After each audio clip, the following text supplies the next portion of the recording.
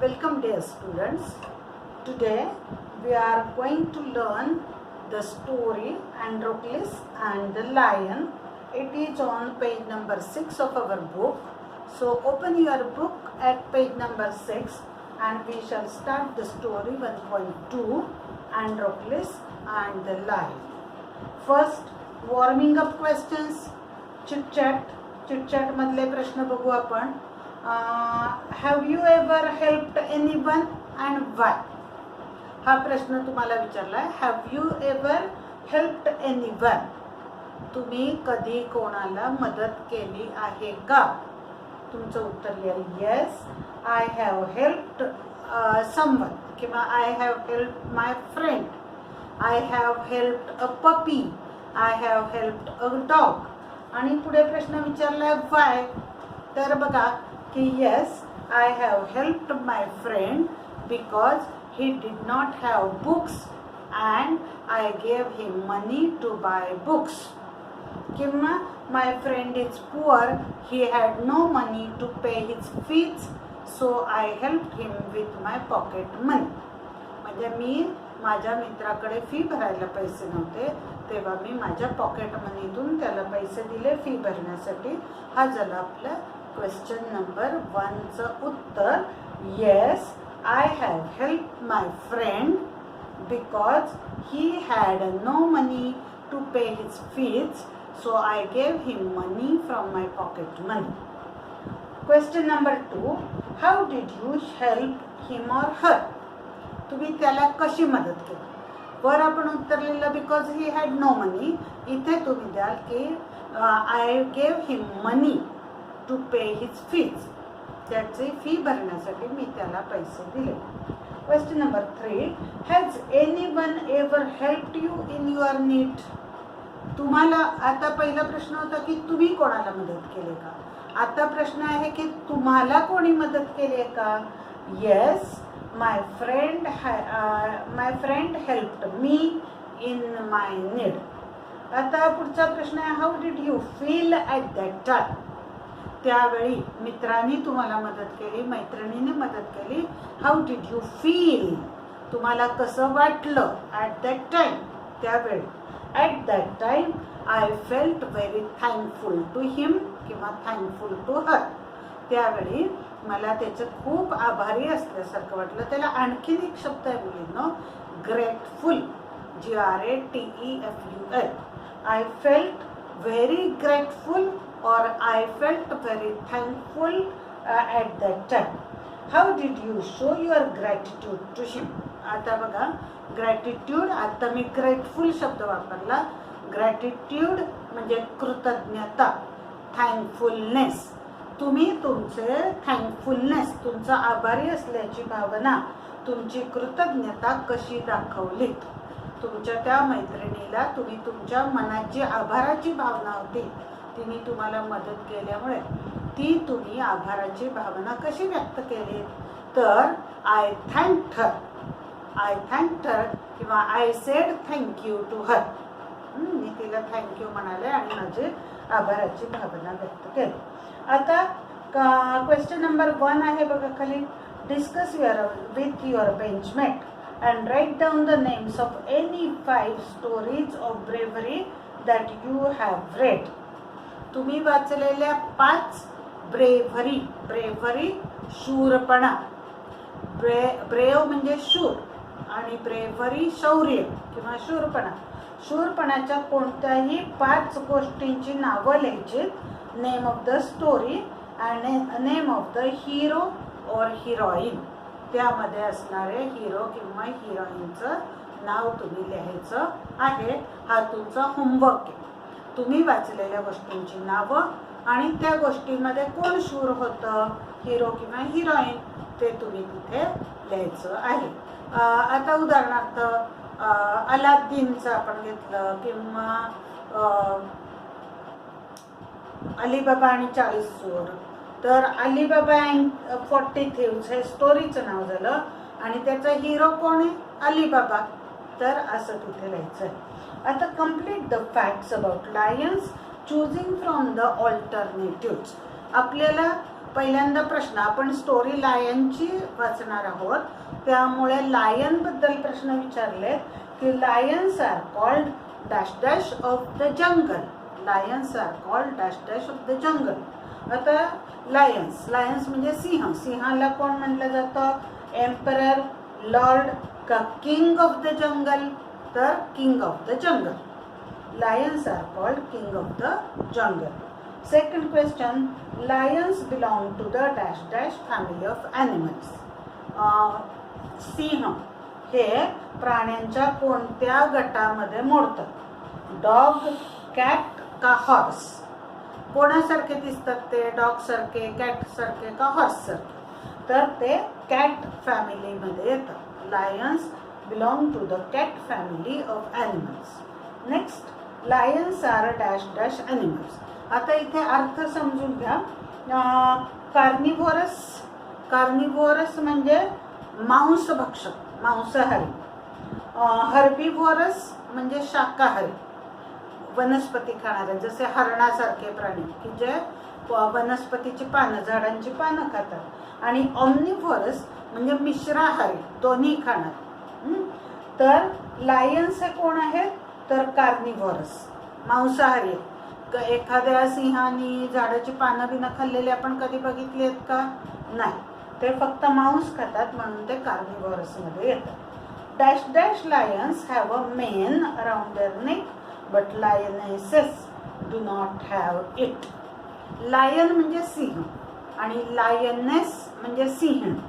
आता कोणत्या लायन्सला मेन म्हणजे आयाळ असते? तर कप म्हणजे छावा म्हणजे सिंहाचं पिल्लू. मेल म्हणजे नर आणि फिमेल म्हणजे मादी. आता पुढे आपल्याला सांगितलंय बघा, लायनेस सिंहिणीला आयाळ नसते, म्हणजे कोणाला असणार आहे? तर मेल म्हणजे नर सिंहाला त्यांच्या मानेभोवती आयाळ असते. मेल हे उत्तर बरोबर. पुढे, a group of lions is called a flock, herd का प्राईड? सिंहांचा गट असेल, जसं आपण प्राण्यांचा कळप म्हणतो, पक्ष्यांचा थवा म्हणतो, तसं सिंहांचा कळप असतो, त्याला इंग्लिशमध्ये प्राईड असं म्हणतात. Pride. So the answer to the fifth question is pride. आता पुढचं, lions attack only when they are dash dash. Lions हल्ला करतात केव्हा? जेव्हा ते ट्रिक्ड, फसवलेलं असतं त्यांना, का अवेक, जागे असतात तेव्हा, का हंग्री असतात तेव्हा? तर जेव्हा ते हंग्री म्हणजे भुकेलेले असतात तेव्हाच ते कोणावरही हल्ला करतात. म्हणजे lions attack only when they are hungry हे उत्तर बरोबर. Now on page number 7 there is a story, Androcles and the lion. Androcles हे त्यातल्या मुलाचं किंवा माणसाचं नाव आहे आणि लायन म्हणजे सिंह. Long long ago. ॲगो म्हणजे फार पूर्वी.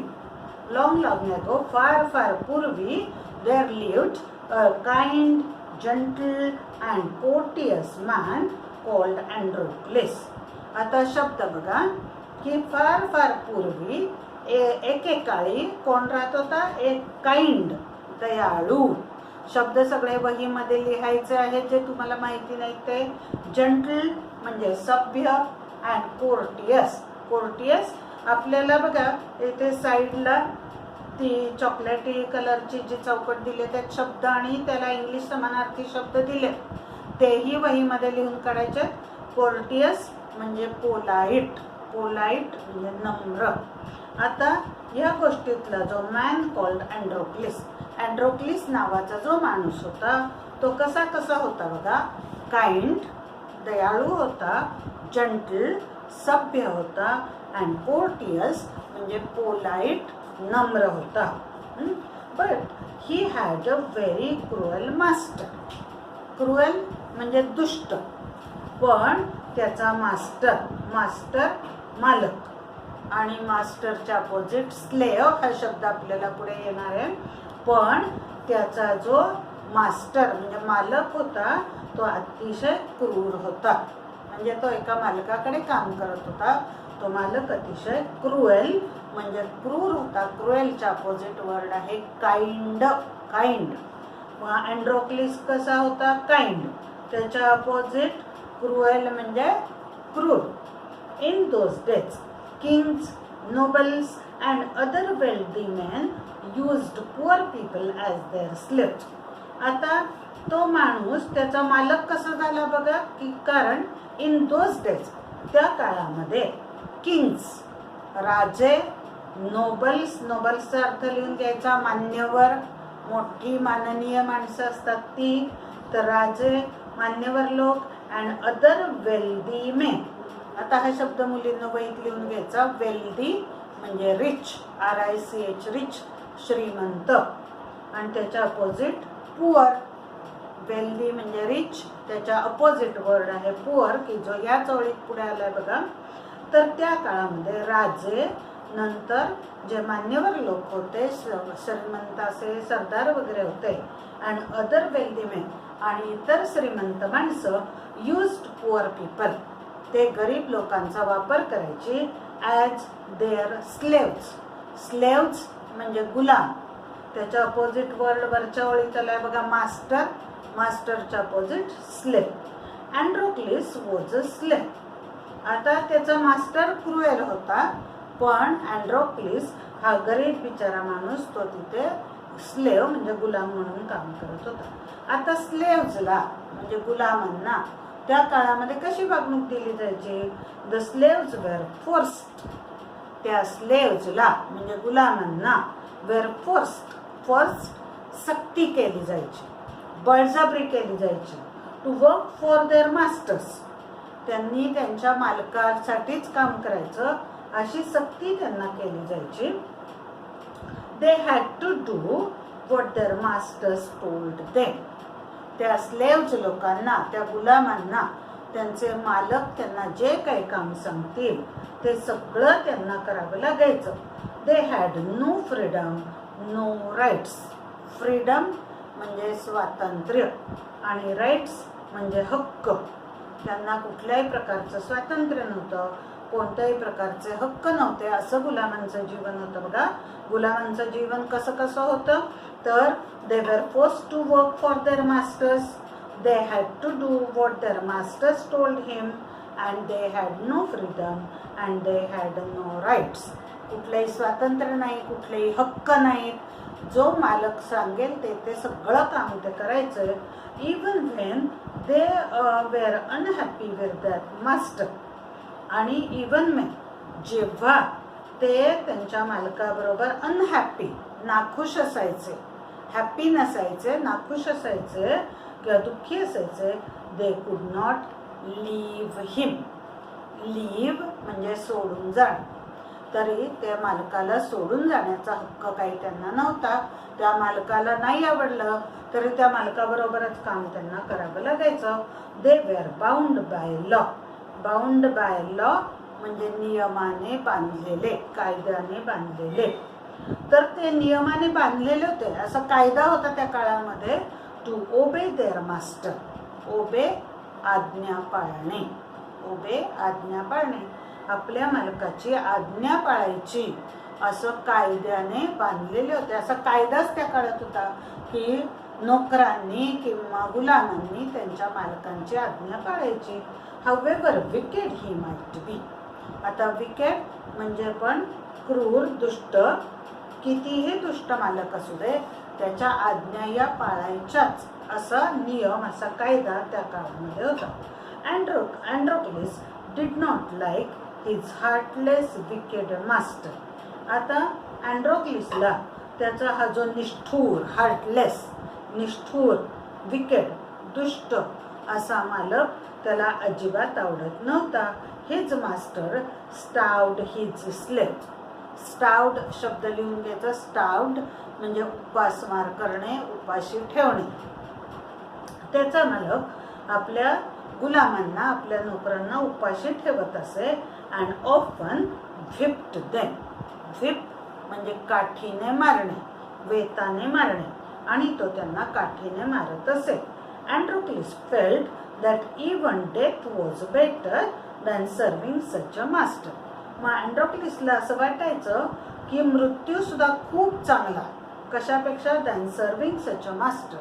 अशा मालकाची सेवा करण्यापेक्षा मृत्यू बरा, मेलेलं बरं असं त्याला वाटायचं. He kept looking out for a good opportunity. तो he kept looking for, look out for म्हणजे शोधणे, सर्च फॉर, तो शोधत राहायचा. For a good opportunity, opportunity म्हणजे चान्स, संधी. तो चांगल्या संधीच्या शोधात होता की कधी चांगली संधी येते आणि मी इथून बाहेर पडतोय. At the first chance he got, he escaped from the clutches of his cruel master. पहिली संधी त्याला मिळाली. आता इथे बघा समानार्थी शब्द आलेत, अपॉर्च्युनिटी आणि चान्स. तर पहिली संधी मिळाल्याबरोबर ही एस्केप्ड म्हणजे निसटला, सुटका केली त्याने. फ्रॉम द क्लचेस म्हणजे घट्ट पकड.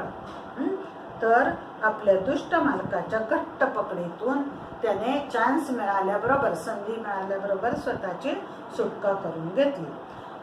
नाव अल्दो अँड्रोक्लिस हॅड दस रन अवे, म्हणजे संधी मिळाली की तो तिथून पळून गेला.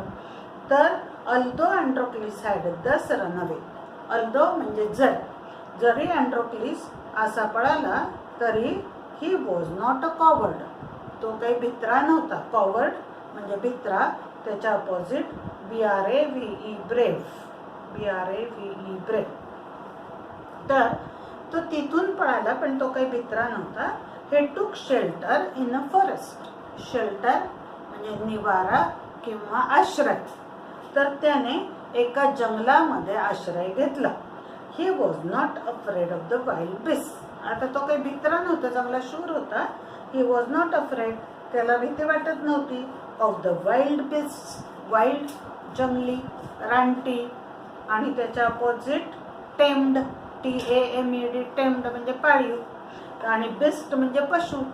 तर रानटी पशूंची त्याला भीती वाटत नव्हती. दॅट रोम्ड द फॉरेस्ट, की जे जंगलात भटकायचे. रोम म्हणजे भटकणे. जंगलात भटकणाऱ्या जंगली प्राण्यांची त्याला अजिबात भीती वाटत नव्हती. He did not mind that he had no roof over his head. आणि तो माइंड म्हणजे केअर, तो पर्वा करत नव्हता की त्याच्या डोक्यावर छप्पर सुद्धा नाही. तो जंगलात उघड्या झाडांखाली राहायचा, डोक्यावर छप्पर नव्हतं, घर नव्हतं, याची तो पर्वा करत नव्हता. He was happy that he was free as a bird to go wherever he wished. एकाच गोष्टीने तो आता आनंदी होता, खुश होता की he was free as a bird, एखाद्या पक्षासारखा तो आता मुक्त होता. To go wherever he wished. वेअरएव्हर म्हणजे जिथे जिथे इच्छा होईल तिथे जाण्यासाठी तो आता मुक्त होता, याचा त्याला आनंद होता. One day as he was wandering in the forest. एके दिवशी जेव्हा तो जंगलामध्ये भटकत होता. मग वर रोम शब्द आलाय बघा. रोम आणि वॉन्डर हे समानार्थी शब्द आहेत, म्हणजे भटकणे. तर जंगलात भटकत असताना he suddenly came face to face with lion. त्याला समोरासमोर, प्रत्यक्ष समोर एक लायन भेटलं. His first reaction was to turn and flee. आता बघा, एखादा लायन आपल्या समोर आला तर आपण काय करू? पहिलं मागे वळून पळून जाऊ. तशी त्याची पण पहिली प्रतिक्रिया कोणती होती? टू टर्न, मागे वळायचं, आणि फ्लीचा अर्थ इथे दिलाय बघा या चौकटीमध्ये, रन अवे, पळून जाणे, की मागे वळायचं आणि पळून जायचं, अशी पहिली त्याची प्रतिक्रिया होती. बट देन ही सॉ, त्याला वाटलं की मागे वळावं पळून जावं, पण तेवढ्यात ही सॉ, त्याने पाहिलं that the lion had not moved on seeing him, की तो वाघ त्याला पाहिल्यानंतर जराही मूव्ह म्हणजे हलणे, तो जराही हलला नव्हता. It neither ग्राउल्ड. ग्राउल म्हणजे गुरगुरणे, तो गुरगुरलाही नाही. रोअर म्हणजे गर्जना करणे. त्याने गर्जना किंवा डरकाळी फोडली नाही, गर्जना केली नाही, तो गुरगुरला नाही. In fact it looked at him piteously. तर उलट म्हणजे एखाद्या सिंहाने काय केलं असतं की तो गुरगुरला असता किंवा त्याने गर्जना केली असती, मोठ्याने डरकाळी फोडली असती, पण या सिंहाने तसं काही केलं नाही. It looked at him पिटियसली. उलट त्याने अँड्रोक्लिसकडे पिटियसली म्हणजे दयेच्या भावनेनी त्याने त्याच्याकडे पाहिलं. As if it was in great pen. अशा काही नजरेने पाहिलं की जणू काही त्याला खूप यातना होत आहेत. पेन म्हणजे वेदना. त्याला खूप वेदना होत आहेत अशा नजरेने त्याने अँड्रोक्लिसकडे पाहिलं. मग अँड्रोक्लिसने काय केलं? अँड्रोक्लिस पॉज म्हणजे थांबणे. अँड्रोक्लिस थांबला म्हणजे तो पळून नाही गेला, तो तिथेच थांबला. Then he moved very cautiously towards the lion step by step. Cautiously, carefully, सावधपणे. मग तो अतिशय सावधपणे त्या सिंहाच्या दिशेने एक पाऊल, स्टेप बाय स्टेप, एक पाऊल पुढे पुढे चालत राहिला. The lion moaned. मोन म्हणजे कण्हणे आणि व्हिंपर म्हणजे वेदनेने विव्हळणे. आपण इव्हळतो म्हणतो ना तसं. तर तो लायन जो होता, सिंह जो होता, तो कणला आणि तो विव्हळला. Please help me, its eyes seemed to say. आता त्याला काही बोलता येत नव्हतं, पण त्याचे डोळे जणू काय अँड्रोक्लिसला म्हणत होते की प्लीज हेल्प मी, मला मदत कर. When Androcles drew near. जेव्हा अँड्रोक्लिस असा सिंहाच्या जवळ गेला तेव्हा the lion lowered its head. लायनने त्याचं डोकं असं खाली घातलं. लो म्हणजे खाली, लोअर म्हणजे खाली वाकवणे. And began to lick its paw. Lick म्हणजे चाटणे, पॉ म्हणजे पंजा, आणि आपल्या पंजावर घेऊन तो चाटायला लागला. देन अँड्रोक्लिस सॉ. मग अँड्रोक्लिसला असं दिसलं दॅट द लायन्स पॉ वॉज वुंडेड. की त्या सिंहाचा जो पंजा होता तो वुंडेड म्हणजे जखमी. आता सिंहाचा पंजा कसा होता का? 3 विशेषण आहेत. वुंडेड, जखमी, स्वॉर म्हणजे दुखणारा, आणि स्वोलन म्हणजे सुजलेला. तर लायनच्या पंजाची 3 विशेषणं, 3 वैशिष्ट्य होती की तो वुंडेड, जखमी होता, सोर म्हणजे दुखणारा होता, आणि स्वोलन म्हणजे सुजलेला होता. On a closure look. मग आता आणखीन क्लोज म्हणजे जवळ, क्लोजर म्हणजे आणखी पुढे, आणखी जवळ जाऊन पाहिल्यानंतर अँड्रोक्लिस नोटिस्ड. अँड्रोक्लिसच्या असं लक्षात आलं that a big thorn had pierced one of the lion's toes. की अ बिग थॉर्न म्हणजे काटा, एक मोठा काटा हॅड पियर्स म्हणजे घुसणे. One of the lion's toes, toe म्हणजे अंगठा. तर त्याच्या पंजाच्या एका अंगठ्यामध्ये एक मोठा काटा घुसलेला होता. So this is the cause of the lion's distress thought Androcles. अँड्रोक्लिसने विचार केला की म्हणजे हे कारण आहे, कॉज म्हणजे कारण, ऑफ द लायन्स डिस्ट्रेस म्हणजे दुःख, की या सिंहाच्या दुःखाचं हे कारण आहे. तर त्याच्या पंजाच्या अंगठ्यामध्ये काय घुसलेलं आहे? काटा घुसलेला आहे. Summoning up all the courage. समन अप म्हणजे एकवटणे, एकत्र करणे, आणि करेज म्हणजे साहस. आपलं सगळं साहस एकवटून, सगळा धीर एकवटून Androcles stretched his hand slowly towards the injured paw. आता अँड्रोक्लिस पण लायनला घाबरत होता, त्यामुळे त्याने स्ट्रेच म्हणजे पसरणे, असं पुढे करणे. हिज हँड, त्याचा एक हात त्याने पुढे केला, हळूहळू टुवर्ड्स द इंज्युअर्ड पॉ.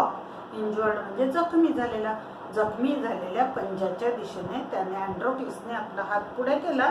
ही was afraid that the lion would attack him if he touched its swollen paw. त्याला भीती वाटत होती अँड्रोक्लिसला. ही वॉज अफ्रेड, भीती वाटत होती that the lion would attack him, की हा सिंह त्याच्यावर अटॅक म्हणजे हल्ला करेल. If he touched its swollen paw. Swollen शब्द वर गेलाय बघा, सुजलेल्या पंजाला जर अँड्रोक्लिसने स्पर्श केला तर लायन काय करेल? त्याच्यावर हल्ला करेल, अशी भीती अँड्रोक्लिसला वाटत होती. But the lion seemed to understand his good intention.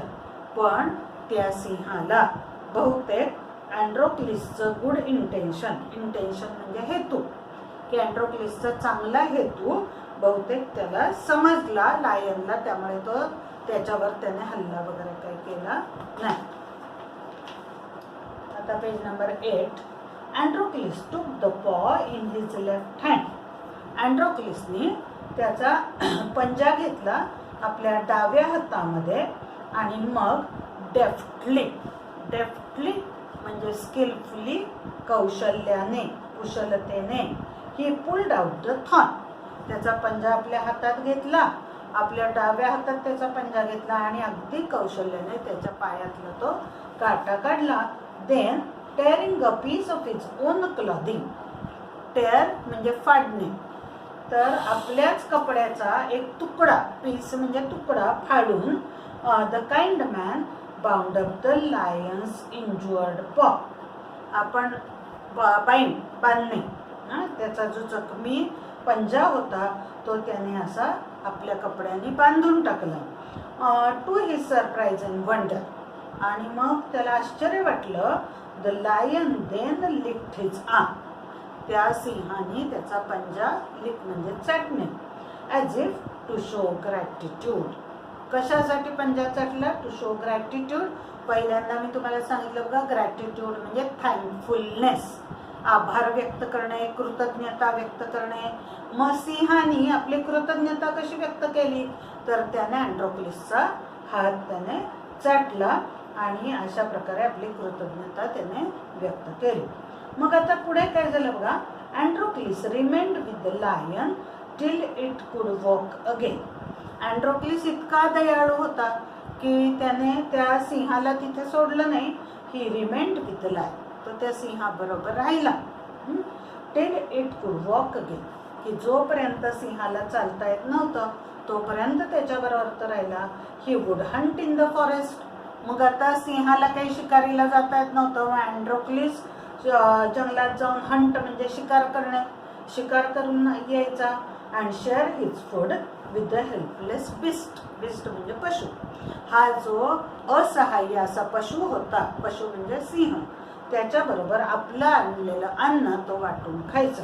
Share वाटून घेणे एकमेकांच्या. तर आपलं अन्न तो त्याच्याबरोबर वाटून खायचा. Every day he would clean and dress the lion's wound. दररोज तो त्या सिंहाची जी वुंड म्हणजे जखम होती ती क्लीन करायचा, स्वच्छ करायचा आणि त्याला ड्रेसिंग करायचा म्हणजे कपड्याने ती बांधायचं. जसं डॉक्टर आपल्याला करतात दवाखान्यात गेल्यावर, जखम स्वच्छ करतात, त्याला औषध लावतात, ते बांधतात, तसं तो सगळं त्या सिंहाचं करत होता. Soon the lion was able to move about. मग लवकरच काय झालं, त्या लायनला आता हलता यायला लागलं, चालता यायला लागलं. मूव्ह म्हणजे हलणे. Many times it followed Androcles wherever he went. मग एकदा का हलता यायला लागलं की बऱ्याचदा तो अँड्रोक्लिसच्या मागे मागे जायचा. Wherever he went. Wherever म्हणजे जिथे जिथे अँड्रोक्लिस जायचा तिथे तिथे लायन हा त्याला फॉलो करायचा म्हणजे त्याच्या मागे मागे जायचा. इन द मीनव्हाईल दरम्यानचा काळ. दरम्यानच्या काळामध्ये काय झालं बघा की आता अँड्रोक्लिस त्याच्या मास्टरकडनं पळून आलेला होता. मग अँड्रोक्लिस's master had complained to the authorities that his slave Androcles had run away.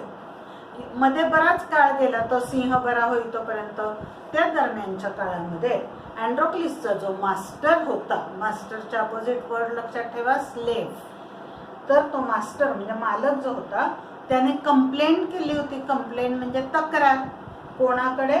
Authorities म्हणजे अधिकाऱ्यांकडे तक्रार केली होती की त्याचा जो स्लेव्ह होता म्हणजे गुलाम होता अँड्रोक्लिस, तो पळून गेलेला होता. Soldiers wear Saint. सोल्जर्स सैनिक. मग सैनिकांना पाठवण्यात आलं. In all directions. दिशा. सगळ्या दिशांना सैनिक पाठवण्यात आले. To capture अँड्रोक्लिस. कॅप्चर म्हणजे पकडणे. अँड्रोक्लिसला पकडण्यासाठी सर्व दिशांना सैनिकांना धाडण्यात आलं. ते searched for him high and low but couldn't find him. They searched for him high and low. High and low म्हणजे सर्वत्र. सगळीकडे त्यांनी शोधलं, बट कुडंट फाइंड हिम. पण त्यांना काही तो सापडला नाही. At last they came to the forest where Androcles lived. असं शोधत शोधत शोधत शेवटी ते कुठे आले, सोल्जर्स, तर त्याच जंगलामध्ये आले जिथे अँड्रोक्लिस राहत होता. It so happened that Androcles had gone out alone that day. आता त्या दिवशी नेमकं असं घडलं की अँड्रोक्लिस गेलेला होता एकटाच. while the lion rested near the cave. केव म्हणजे गुहा, प्राणी राहतात ती गुहा, की ज्या वेळेला तो लायन विश्रांती घेत होता, त्याची जी गुहा होती त्या गुहेच्या जवळ तो विश्रांती घेत होता. Both of them fell into the hands of the soldiers. ते दोघीही त्या सैनिकांच्या हाती लागले. म्हणजे गुहेच्या बाहेर विश्रांती घेणारा लायन पण त्यांच्या हाती लागला आणि जंगलात गेलेला अँड्रोक्लिस पण त्यांच्या हाती लागला. The soldiers took them back to the city. त्या दोघांना पकडून ते सोल्जर्स कुठे घेऊन गेले? टू द सिटी, शहरामध्ये घेऊन गेले. They put Androcles in chains in a prison. Chains म्हणजे साखळे, बेड्या. तर अँड्रोक्लिसला बेड्या अडकवून त्यांनी एका प्रिझन म्हणजे जेल, जेल म्हणजे तुरुंग, एका तुरुंगामध्ये नेलं. आणि लायनचं काय झालं? The lion was caged. Cage म्हणजे पिंजरा. लायनला पिंजऱ्यामध्ये ठेवण्यात आलं.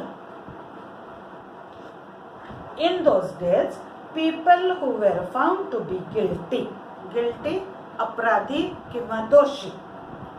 त्या काळामध्ये जे लोक असे अपराधी किंवा गुन्हेगार म्हणून सापडायचे ऑफ अ सिरियस क्राईम